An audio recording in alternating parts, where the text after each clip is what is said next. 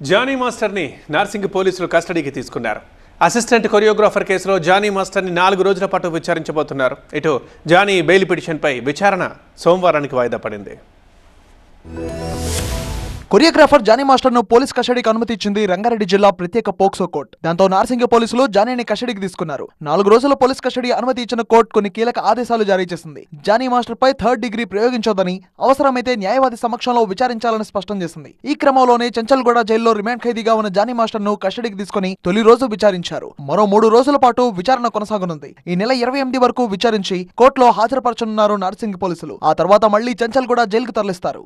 Assistant choreographer ఫిర్యాదుతో Johnny master పై Narsingi PS లో case నమోదైంది. తనను జానీ మాస్టర్ లైంగికంగా వేధించారని, పలుమార్లు అత్యాచారం చేశారని, బెదిరించి గాయపరిచారని కూడా కంప్లైంట్ లో పేర్కొంది. 2017లో ఒక టీవీ షోలో జానీ మాస్టర్ తనకు పరిచయమైనట్టు బాధితురాలు తెలిపింది. ఆ తర్వాత జానీ మాస్టర్ టీంలో అసిస్టెంట్ కొరియోగ్రాఫర్ గా చేరా అన్నారు.